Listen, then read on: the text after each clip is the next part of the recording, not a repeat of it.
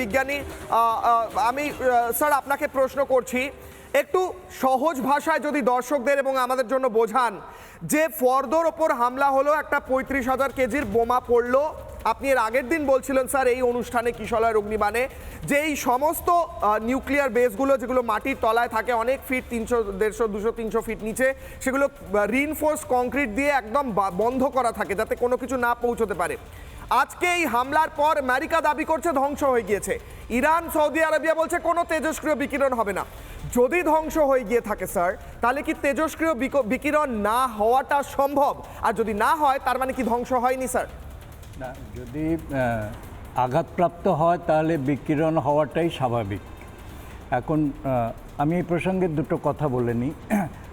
ধরুন 8-9টা দেশ এখন পারমাণবিক শক্তিধর দেশ, তার মধ্যে দুটো দেশকে আমরা দেখলাম যারা বলে যে আমাদের পারমাণবিক শক্তি আছে আমরা দেখে নেব, তার মধ্যে একটা ইরান, একটা পাকিস্তান। তো এই যে পারমাণবিক ঢেঁকুর পাকিস্তানে, সেটা ভারত বন্ধ করে দিয়েছে ওষুধ দিয়ে।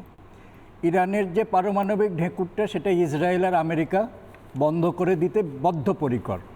কিন্তু বাকি যে দেশগুলো, ধরুন আমেরিকা, রাশিয়া, চীন, ইসরায়েল, ফ্রান্স, এরা কিন্তু এই ধরনের হুমকি দিতে কখনো শোনা যায় না।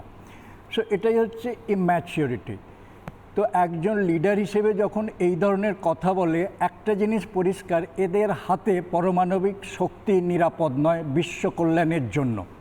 এটা প্রথমেই আমাদের ধরে নিতে হবে। তো এছাড়া আপনি যে প্রশ্নটা করলেন যে যখন একটা নিউক্লিয়ার এস্টাবলিশমেন্টে আঘাত করা হয় সেখান থেকে কী কী নির্গত, একটা তো বিকিরণ নির্গত হয়, তার মধ্যে যেটা খুব মারাত্মক বিকিরণ সেটা হচ্ছে গামা এবং নিউট্রন। এছাড়া থাকে আলফা বিটা। এখন এর যে দীর্ঘমেয়াদী যে ক্ষতিগুলো হয়, মানে সত্যি সত্যি নিউক্লিয়ার এস্টাবলিশমেন্ট ধ্বংস হয়েছে কি হয়নি, আঘাতপ্রাপ্ত হয়েছে কি হয়নি, আপনি কিছুদিনের মধ্যেই জানতে পারবেন। কারণ এখানে ওর বিস্তীর্ণ এলাকা জুড়ে উদ্ভিদ এবং প্রাণী জগতের মধ্যে একটা ধ্বংসলীলা শুরু হয়ে যায়, যেগুলো পুনরুদ্ধার করা সম্ভব হবে না। এছাড়া ওই এলাকায় আমাদের মানুষের যে স্বাস্থ্যগত যে পরিবর্তন কীরকম, ধরুন ওখানে বিকলাঙ্গতা আসবে, ওখানে শ্বাসকষ্ট আসবে, বনের অসুখ আসবে, এবং সবথেকে বড় কথা ওখানে ডিএনএ স্ট্র্যান্ড ব্রেক করে যায় এই গামা এবং নিউট্রন রেডিয়েশনে, যার ফলে প্রজনন কোষের জেনেটিক পরিবর্তন ঘটে। তো এটা একটা দীর্ঘমেয়াদী এফেক্ট আছে। আর ইমিডিয়েটলি কি দেখে বোঝা যেতে পারে স্যার এখানে একদম ইমিডিয়েট এফেক্ট কিছু? ইমিডিয়েটলি আমার রেডিয়েশন ডিটেকশন। এখন ইরানের যেটা প্রবলেম হয়েছিল আগেরবারে, আমাদের যেটা monitoring agency global IAEA, international atomic energy agency, তাদের প্রতিনিধিকে অ্যাক্সেস দেয়নি। তো এই অবস্থায় ওরা তো এসে মাপবে এই সাইটগুলো, যেরকম পাকিস্তানে এসেছিল, এখানেও ওরা নিশ্চয়ই আসবে। তো তখন আমরা বুঝতে পারবো যে ওখানে রেডিয়েশন লেভেল কত আছে, এবং আমরা জানতে পারবো সত্যি সত্যি কতটা ক্ষতিগ্রস্ত হয়েছে। আচ্ছা, আমি এই প্রসঙ্গে আর একটা বিষয় খালি বলে নিই আমি দর্শকদের উদ্দেশ্যে। এই যে 3টে কেন্দ্রে আঘাত করা হয়েছে, 3টের মধ্যে একটা হচ্ছে ফর্দৌ, যেটা খুব নাম আসছে।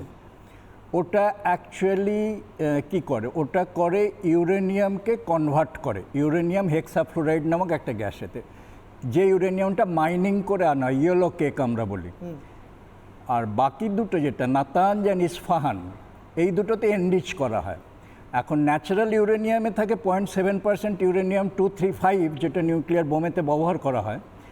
সেটাকে লো এনরিচমেন্ট করা হয় 3 to 5%-এ একটা স্টেজে স্টোর করা হয়।